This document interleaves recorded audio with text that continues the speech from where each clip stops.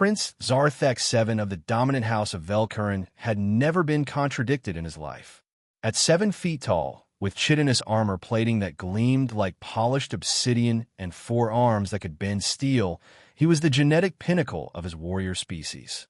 More importantly, he was heir to an empire that spanned 12 star systems and commanded fleets that made entire civilizations tremble. So when the small, soft-skinned human had the audacity to correct him during advanced combat theory class at the Galactic Military Academy, Zarthek's 4 yellow eyes narrowed to dangerous slits. The optimal strike pattern for penetrating Drakmarian battle armor, Professor Keksith had asked, considering their exoskeletal weak points. Zarthek had answered with the confidence of someone whose species had conquered the Drakmarians 3 centuries ago. Direct frontal assault to overwhelm their inferior reflexes. From the back of the lecture hall, a quiet voice had spoken up. That's incorrect. Every head in the amphitheater turned toward the source. Exchange student Maya Rodriguez, one of only 3 humans in the Academy's 1,000-year history. She was unremarkable by any galactic standard, barely 5.5 feet tall, no natural armor, no additional limbs, no enhanced sensory organs. Her species hadn't even achieved faster-than-light travel without help. The lecture hall fell silent. Even Professor Keksith, a veteran of 17 interstellar campaigns, seemed frozen in place.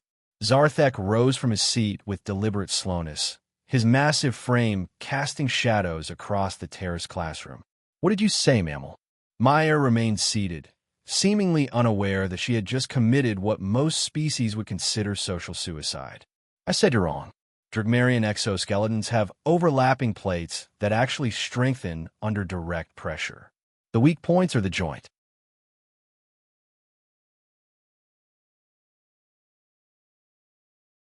Articulations, specifically the secondary knee joints and the nerve cluster beneath the 3rd cervical segment.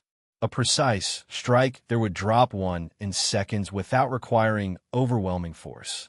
The prince's mandibles clicked in what his species recognized as barely controlled rage. Around the classroom, students began to shift nervously. Several activated their emergency beacons. "You dare question the combat doctrine of the Velkurin Empire?" Zarthek's voice carried the harmonic undertones that his species used to paralyze prey. "Perhaps you need a practical demonstration of superior genetics." Maya finally looked up from her data pad, meeting his 4 eyes with her 2 brown ones. "Are you challenging me to combat?" The question hung in the air like poison gas. Direct challenges between students were technically legal under Academy Charter, but they were rare and usually fatal for the losing party. Zarthek's laugh was like grinding metal. "I'm offering you a lesson in your place in the galactic hierarchy." "I accept," Maya said simply. The Academy's combat arena could be reconfigured within minutes. Word spread faster than wildfire, and within an hour, nearly half the student body had gathered to witness what promised to be the shortest fight in Academy history. Prince Zarthek entered the arena wearing ceremonial combat armor that had belonged to his ancestors, each piece inscribed with the names of conquered worlds. His 4 arms bore weapons that hummed with energy, plasma blades that could cut through starship hulls. Maya walked onto the arena floor wearing standard-issue practice gear and carrying 2 simple training batons. The fight lasted exactly 2.3 seconds. Maya moved faster than any organic being had a right to move. Not superhuman fast, just precisely efficiently fast. She ducked under Zarthek's opening strike, pivoted left to avoid his second arms attack, stepped inside his guard, and struck twice with surgical. Professor Kethvar's psychic scream tore through the chamber as something vast and hungry turned its attention toward them from dimensions that had no names.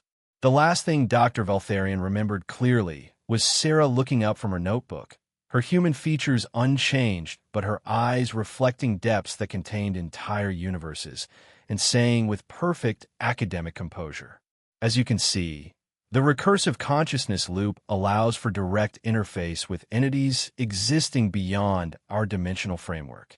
The applications for xenobiological research